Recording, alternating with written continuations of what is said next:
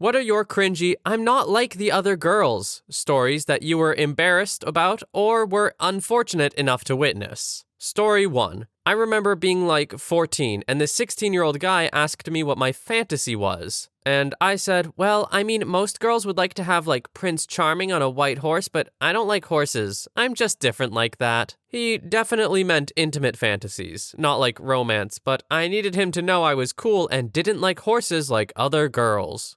We now have a Discord.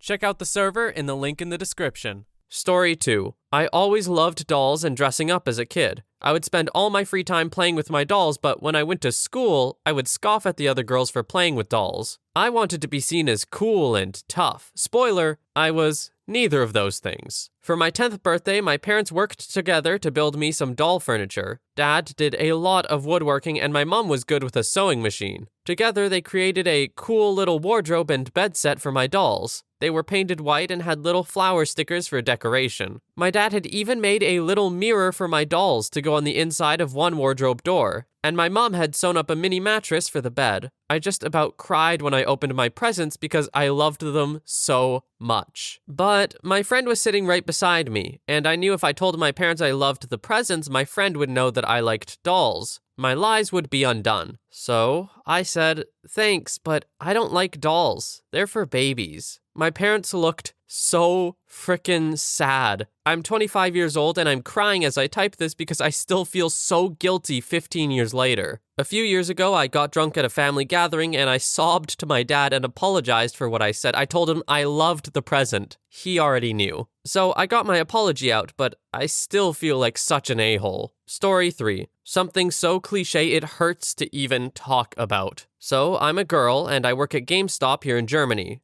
So one might assume I'm into video games. And for most people, this isn't even something special anymore, so not even a thing worth mentioning. But we had that female customer who came into our shop and wanted to buy one of our Call of Duty games, I don't remember which. And with the straightest face ever, she came to the counter and told me, obviously female, and my male colleague without asking, yeah, that's right, I'm a girl that plays video games. I love playing with my male friends. Something like it was so rare and so special that she felt so cool, like so cool. I could barely keep a straight face while my colleague sold her the game and we burst out laughing right after she left the store. Story 4. In high school 2016, I had a girl convince me that I was basic because I listened to whatever was on the radio and knew the songs. I have 4 sisters, so of course I do. They didn't like my music. Well, one day I caught her listening to a certain band and went, "Oh, what are you listening to?" She went, "Oh, you wouldn't know them, they're very out of your tastes." I don't have a taste in music. I asked her to share the details and she just kept telling me that I didn't know them. And she also told me that she was going to their summertime concert just to appease the metalhead boys in our choir. Oh, really? Where's the concert? Oh, it's in New York. Oh, really? My dad never scheduled a concert there. Her heart visibly dropped as soon as she pieced 2 and 2 together. I have the same last name as the drummer. The band is local. It's my dad's band. I cringed so hard writing this because I can just remember her trying to convince me that I didn't know my dad. Story 5. Lady next door needed help breaking into her, probably not, son's friend's car. She said she could do it with fishing line and I happen to like to fish, so I had some braided heavy pound test and offered it to her. She pulls the amount she needs and tries to break it with her teeth for a while. Me, ma'am, that's a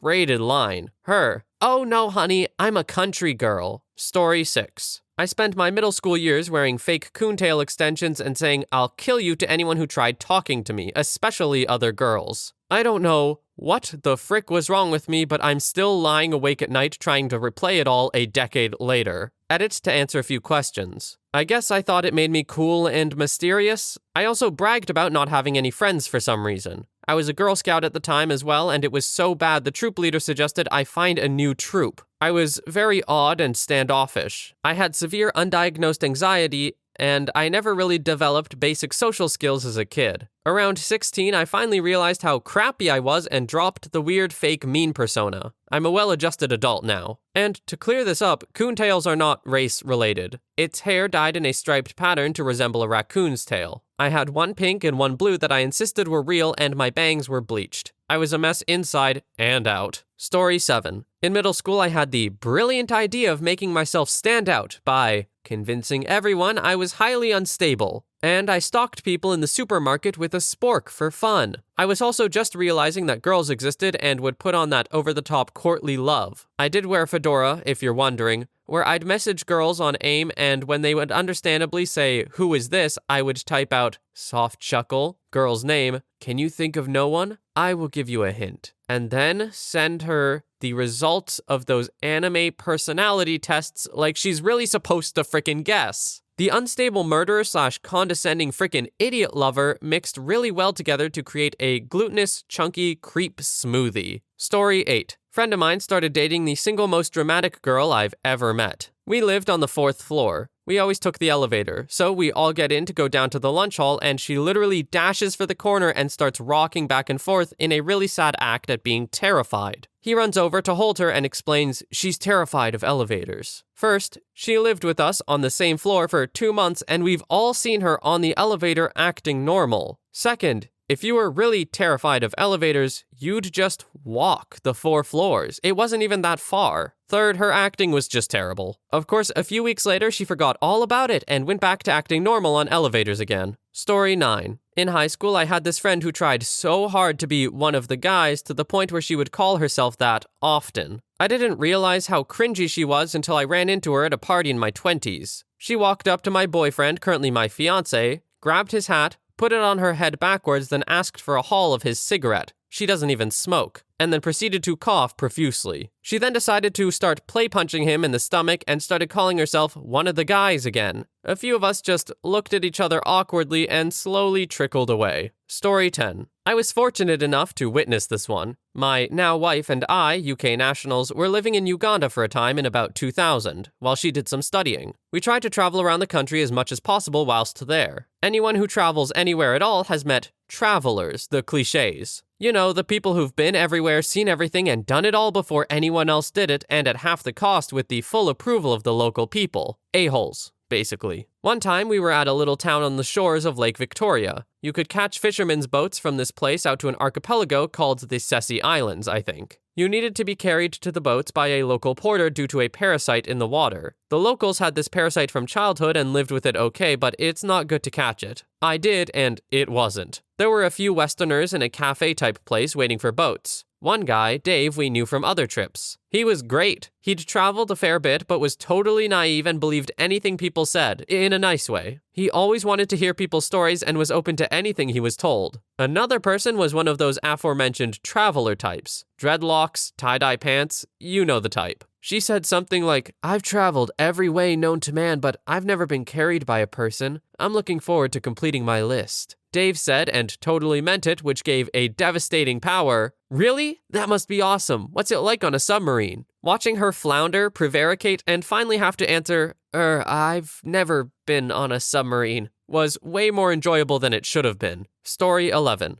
I'm 29, so I was a preteen/teen during the peak AIM days. Putting up away messages was the crap. Eating dinner with your family? Let the world know. BRB? Let them know. Taking a shower? Tell everyone. One of my away messages for that was just, save water, shower with me, with the kissy face that had the little beauty mark for some reason. OG AIM users, you know the one. I was honestly like 11, literally hadn't even ever kissed a boy. I guarantee I was still wearing overalls, keds, and bucket hats. I'm a 4th grade teacher now, and I realize now that I was an actual baby at the time. I cringe just thinking about it. Overall, I would like to go back in time and smack some sense into me. Story 12. I probably had most of my cringe moments as a teenager. I used to think I was cool because instead of using MSN or MySpace to gossip with schoolmates, I was on IRC and played Counter-Strike or Diablo 2 with my online buddies. I only listened to metal, and I always wore black clothing while decking myself out in chains. On the plus side, with social media being in its infancy, most of my blunders have been long forgotten or were never immortalized online.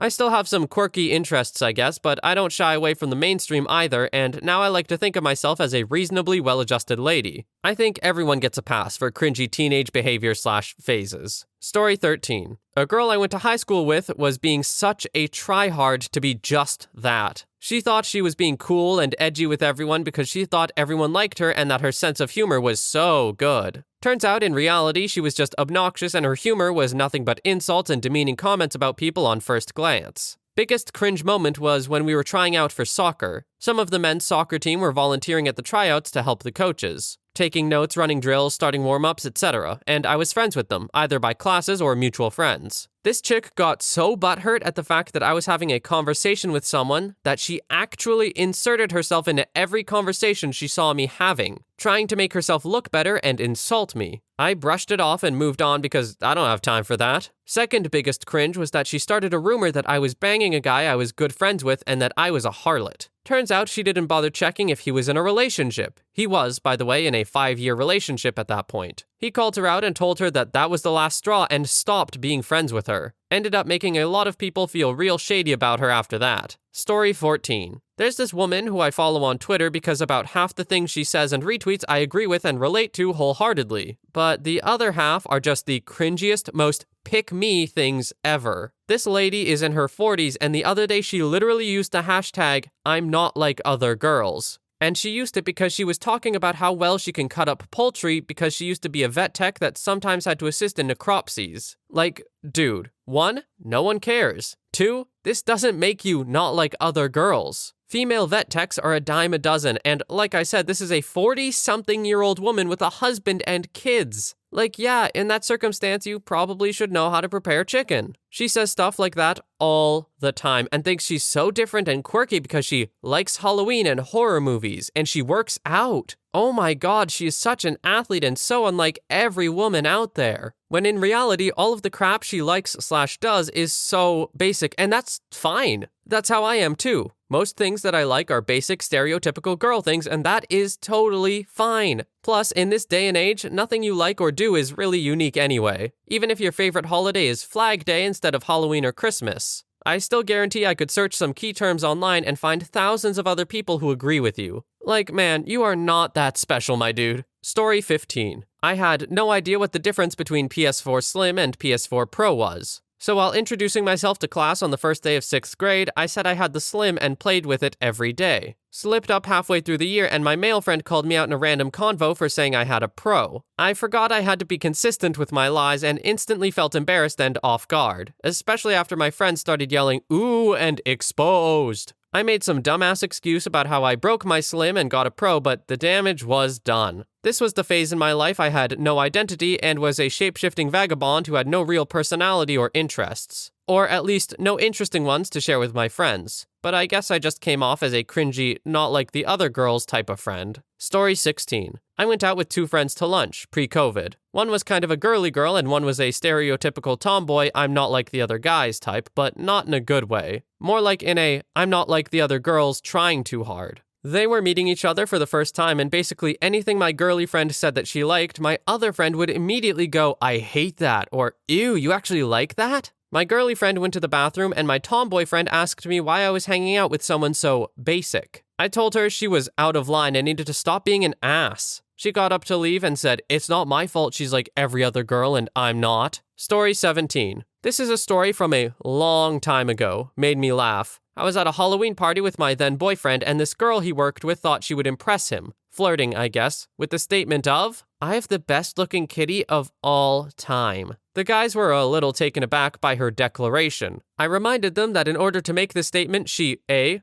looks at hers in the mirror a lot, and B, she looks at others for comparison purposes. She did not get the desired response. Story 18. Technically, I'm talking about a guy, but it's basically the same. So we were in Spanish class, 8th grade. We were doing a unit about activities and how to say what you like to do and what you don't like to do. One of the words was listening to music. One kid in my class who was infamous for being extremely pretentious raised his hand and said, "Is there a word for making music?" Now, this on its own isn't that bad, I guess, but after the teacher answered him, the teacher also said that making music is cool. The kid then said, "Yeah, I'm a musician. I think a lot of people think I'm pretty out there because of it." Then he started talking to the kid next to him about his music the entire class. Oh, and another story with the same kid, we were in drama class one time. Every class we would get a question we would have to answer when roll call gets to us. On that day, the question was, "Who's a musician you really like?" Well, it gets to this kid, and I kid you not, he just says, himself. Story 19. In late elementary/early middle school, I would get dressed up to go to,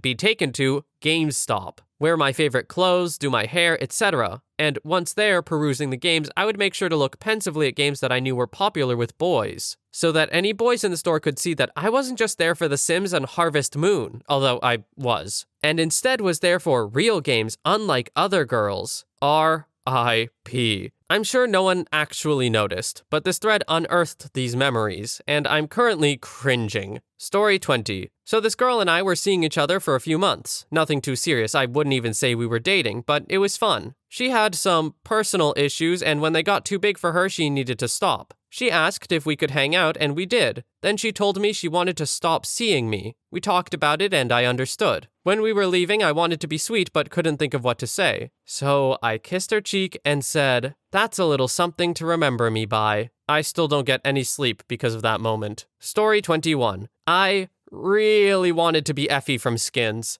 I had an eating disorder and relished being told I looked like her. I also picked up smoking and drinking in high school. I thought blacking out made me seem cool. When I got to college, I was all, I'm a carefree sorority girl, I have no feelings. Look at my cigarettes in my Tory Burch bag. I'll go shot for shot with the rugby guys, I'm one of the boys, and tried to be all aloof and crap. I am actually just anxious and needy and can't handle my alcohol. Weed stresses me out. I don't know how to be friends with girls because I'm socially awkward. Nothing to do with being one of the guys. It was just not a good time for me. It took a lot of therapy to get me to a good place, but I still hate to think about it. Story 22. Due to my parents' religious reasons, I'm not allowed to wear shirts that are above the elbow and pants that are not above the calf. I was basically covered. And due to this, I used to look at the girls at my school that wore shorts and crop tops and think, I'm not like them. I'm different. I'm way cooler than that. And stuff like that. Good God, I was whack. On many other occasions, I used to think that gaming and not being very ladylike, i.e. wearing sweats and hoods, being dirty, swearing, saying bro or dude, etc., was something that also made me very unique and different. By being not like the other girls, I would catch the boys' attention and all that. I did not. I thought I looked really cool, but in reality, I was a sweaty sponge dipped and rolled in dirt with popcorn nasty-ass teeth, and I looked and acted like crap. Those were bad times. But now I'm a good, functioning member of society with good hygiene and a better mindset. Story 23. Ever since I was young, I loved gaming and anime, and I would absolutely hate other girls because of how insecure I was. I would call any girl that was pretty and with the same interest an attention seeker just because I was jealous. This was mostly my teen years. I used to laugh at other girls with my ex-boyfriend and his friends, we were 15, 16, and call other girls promiscuous and attention seekers, and all my Facebook statuses were literally just about bringing other girls and women down. Then, something changed me. I had a guy friend who I was really close to. We were in the same classes, and one day a new girl joined us. Apparently, he knew her from before and said she falsely accused him of harassment. I hated her so much and 100% believed him. We would always talk about her behind her back. She was a bit of an outsider, but she honestly treated me nicely. One day I was sitting there with some other girls from class, and she was there as well. We asked her, why does she hate him, my guy friend? I was absolutely ready to go hard on her, but then she told us what happened. Detail by detail. I remember I saw her shaking and almost crying. I will never forget that. I don't know why, but I just felt her pain and knew that she was telling the truth. Slowly, I became more of her friend and less of his. This happened almost 10 years ago, and I'm still friends with her and haven't talked much to that guy in years, but I'm pretty sure he hasn't changed much. Also, I'm a hardcore feminist now. I am ashamed of how I was, but I'll never deny it. I'm glad I changed and try my best helping other young women now. Story 27.